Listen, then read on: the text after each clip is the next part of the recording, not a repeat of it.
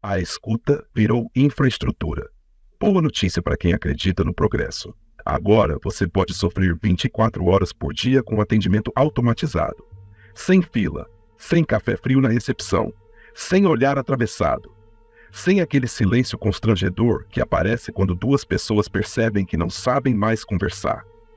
Uma pesquisa recente mostrou que muitos jovens europeus consideram mais fácil falar sobre sofrimento emocional com um chatbot do que com um psicólogo. Mais fácil também do que falar com parte dos profissionais de saúde. Os jornais chamaram isso de revolução tecnológica. Os entusiastas chamaram de democratização da escuta. Os pessimistas chamaram de colapso das relações humanas. Eu gosto dessas manchetes. Elas economizam trabalho, transformam um incêndio estrutural numa disputa de opiniões. A máquina não apareceu do nada. Encontrou terreno fértil, encontrou gente cansada, encontrou gente ocupada, encontrou gente permanentemente conectada, encontrou gente permanentemente sozinha. E foi recebida como inovação. A ironia é elegante. Passamos décadas criando sistemas capazes de responder qualquer pergunta. Agora ninguém sabe exatamente o que fazer com as respostas, porque a pergunta nunca foi técnica. Era corporal, era social, era material. Era aquela sensação incômoda de existir no fim do expediente, coisa que algoritmo nenhum inventou. O mais curioso não é que alguém converse com uma máquina. Curioso seria acreditar que isso aconteceu por acaso. O sujeito acorda, trabalha, produz, atualiza, responde, publica, corrige, consome, monitora, compara. E quando finalmente sobra algum silêncio, encontra uma tela esperando por ele. Sempre disponível, sempre acordada, sempre pronta para responder, nunca cansada, pelo menos na aparência. O chatbot não julga, não interrompe, não muda de assunto, não olha para o relógio, não parece impaciente. É uma forma extremamente eficiente de companhia, e justamente por isso tão perturbadora, porque eficiência nunca foi sinônimo de vínculo.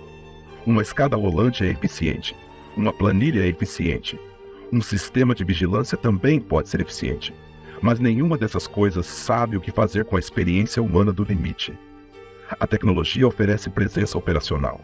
O corpo continua procurando outra coisa, talvez reconhecimento, talvez pertencimento. Talvez apenas alguém disposto a permanecer alguns minutos diante da própria inutilidade compartilhada. Mercadoria rara. Os mesmos sistemas que prometem conexão vivem da captura da atenção. Os mesmos ambientes que ampliam comunicação frequentemente reduzem permanência. Tudo acelera, tudo responde, tudo funciona. Esse é exatamente o problema. Funciona. Funciona bem demais. Há uma espécie de religião silenciosa circulando pelas plataformas. A crença de que todo desconforto precisa ser imediatamente processado.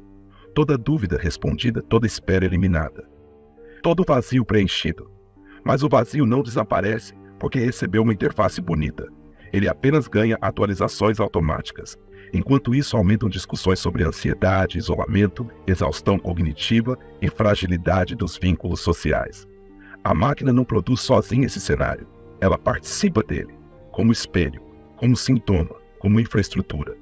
Quando alguém prefere conversar com um chatbot, talvez não esteja escolhendo uma máquina. Talvez esteja escolhendo disponibilidade.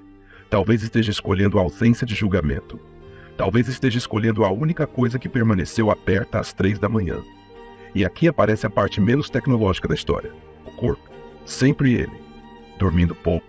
Pensando demais. Funcionando além da própria capacidade. Tentando acompanhar a velocidade de sistemas que não precisam descansar. A máquina responde. O corpo metaboliza. A máquina calcula. O corpo envelhece. A máquina permanece disponível. O corpo não. Nunca permaneceu. Nunca permanecerá. Por isso existe algo quase poético nessa obsessão contemporânea pela inteligência artificial.